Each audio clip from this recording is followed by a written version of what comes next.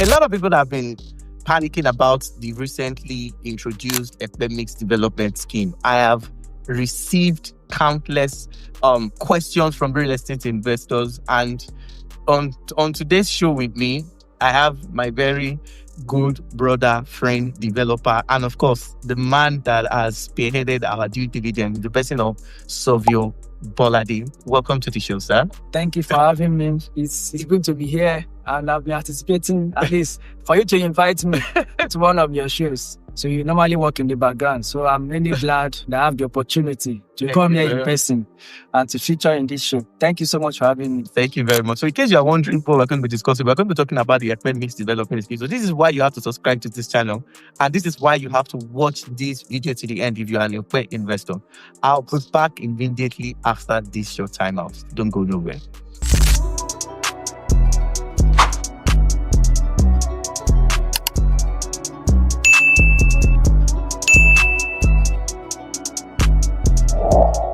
So last year, we were, the news of the Epe Mixed Development Scheme hit the real estate sector in Lagos. And even, and it has also created a lot of panic, and many real estate investors are kind of worried. So my Oga at the top, can you please just give us a brief of what this scheme is about and what government is trying to do? So the where will I start from now? Okay, so let's start from the beginning. Okay. The planning doesn't not start last year, actually. Okay. So it has been in the pipeline. There for some time, though it's not in quote official. Okay. So what's happened basically is that there is some kind of restructuring within the government structure. So it's not really a restructuring per se. So, for example, the function of the physical planning office is to design and plan how our environment will look like. Okay. The places are residential, the places are commercial, the places are for industrial use. Okay. And for agricultural use. Okay. The function of the Lands Bureau is to grant titles. Okay. The function of new town development, NTDA, their core function is to develop and at the same time monitor government schemes. So I'm talking about something like a PGRA, the Phase 1 scheme, basically government schemes. Government schemes, okay. Basically. So what happened in the case of Epe is something we have been anticipating a long time. Okay. A few years ago, Epe-Ibeju Lekki was turned into urban. So when I mean urban, as at 2016, 2015, when you're buying land in Epe-Ibeju Lekki, you hear something like freehold. Well, there was a time that reality came and everybody was like, no, there's no freehold in Epe-Ibeju Lekki again. It's not Epe that you have freehold. So the same storm that happened in Epe-Ibeju Lekki that time has come to Epe. So Epe is undergoing a kind of upgrade from what you normally call freehold to an urban area. So, and basically in an urban area, based on the law regulation. So what it states is that when you are in an urban area, in fact, all the land in an urban area belongs to the government sector, that particular So when you're talking about rural area, it belongs to local government. So that's why you have field before. Field, all this stuff. Yeah. But now government want to take it Epe to, at least we have been clamoring for it. Epe is the new Lagos. Now they want to make it the new Lagos. Everybody is in frenzy. Exactly. So that's just what is actually happening. There are new plans that are coming up in Epe. We're still in the pipes, and once they are done, we know how to go about it. But we are here basically to clarify on these things, and so that what is happening. What exactly is so that there won't be misconception. So that there won't be misconception. Thank you, sir. Okay. So the scheme now basically, does it call for panic? Because there's this saying that government wants to take all the whole land. So is this really true? Because I've had a lot of people call me because I sold Epe. I also bought Epe too. I trust you. Exactly. So my investors are watching this video. Okay. So does it really call for panic, or what is government trying to achieve with this scheme? Whenever there is government plan, there is call for panic naturally. Certain. And the truth is, so the way we explain it is that before now, a lot of developers they have acquired lands in Epe that are not explicitly, not exactly freehold, let me say it like that. Okay. But at the same time, they are not committed. They are not committed. Okay. So Okay. they are not really freehold, but at the same time, they are not committed. So the intention of the developers, as at that time, because of the status of Epe. yes, physical planning plan Okay. that was released as at that time, was that there are some places that are for agricultural use, they have changed to residential. Residential, yes. And that's acquired for agricultural purpose. On the master plan, residential.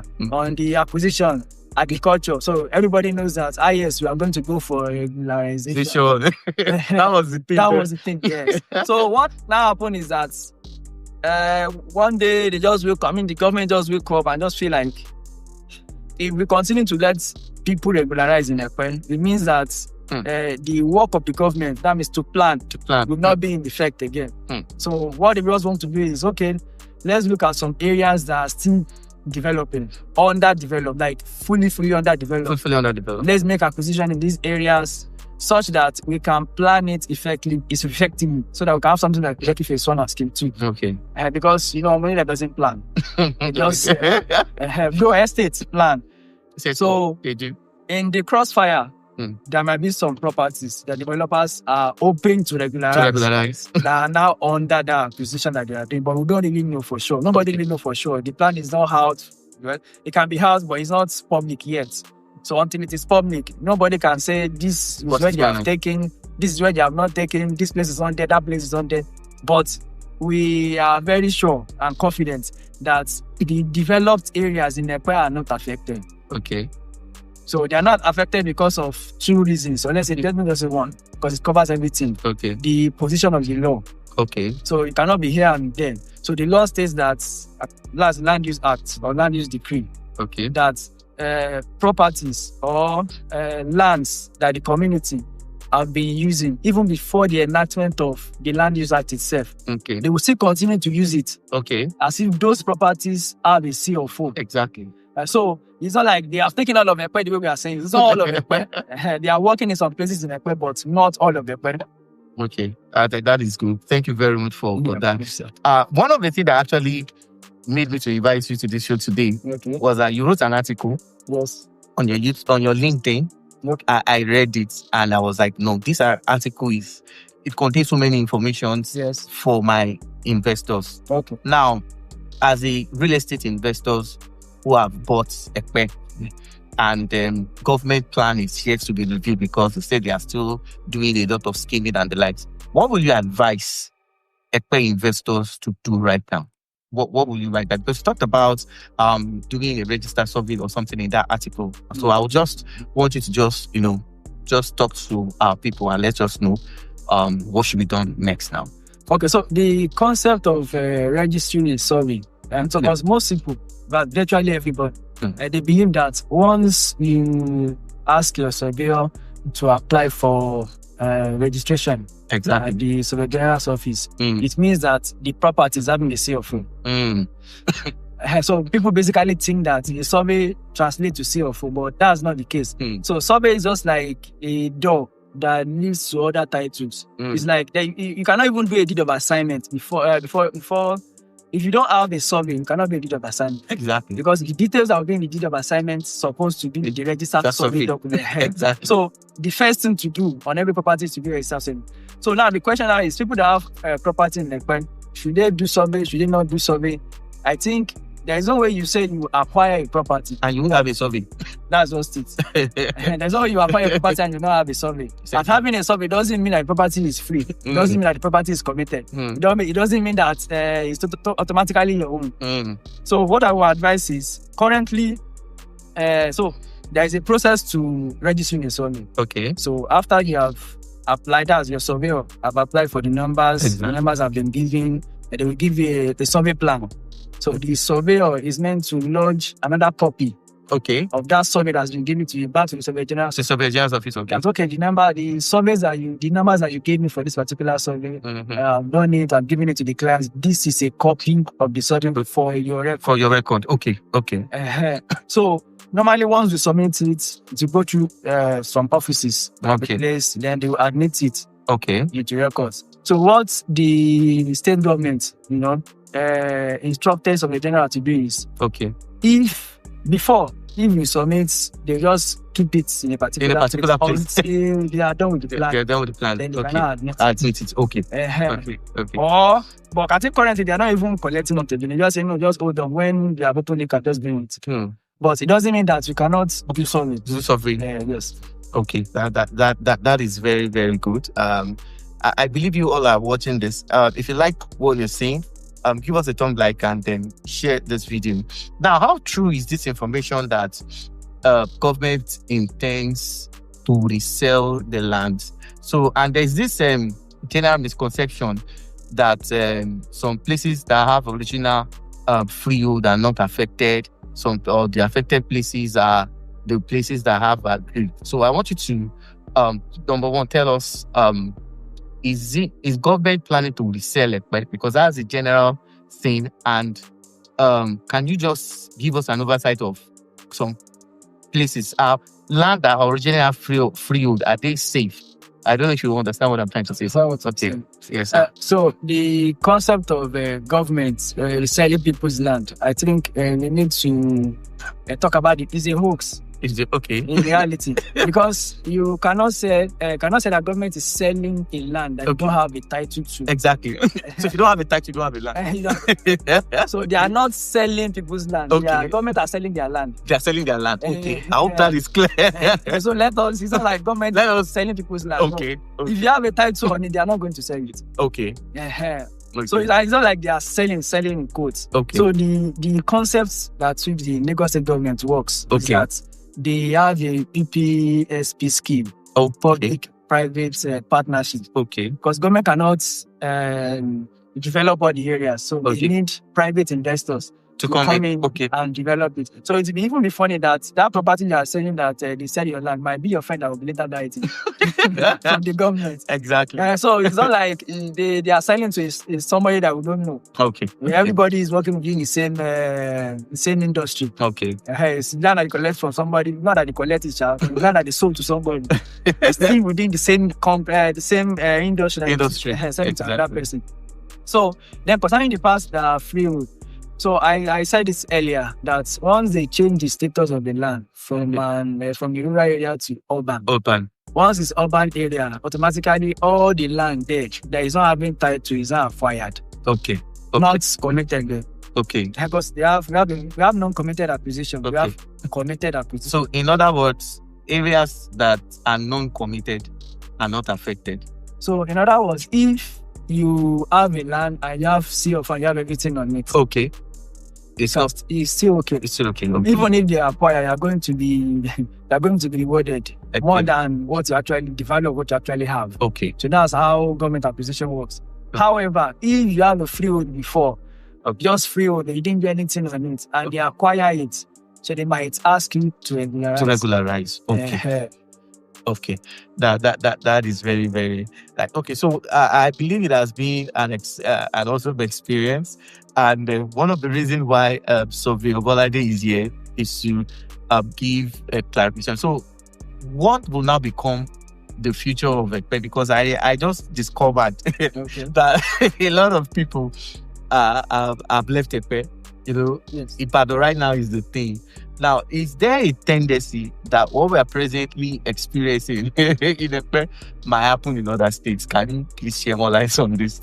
The truth is, it started in Lagos and is extended to Ogun State. Ogun State, okay. Because currently, Ogun State has, at least I think in Southwest, they have more acquisition than most states. Okay. That's the truth. More acquisition than most states. In the sense that all the major roads in the states has been acquired by their governments 1.5 kilometers. Right. I mean, the major roads. There's no exception. Even if the acquisition is on there, just know that it's there automatically. Exactly. So that's their policy. So this obviously means that investors should be mindful of the possibility even if they are living in Lagos and going to another place, you really need to be careful. Very, very careful. One of the states in the Southwest, we have other states too, that are really friendly currently to real estate in Oyo State. Oyo State? Yeah, Oyo State is really at least they are really calling it. To do documents in my real estate is very fast. Very fast. And it's less stressful.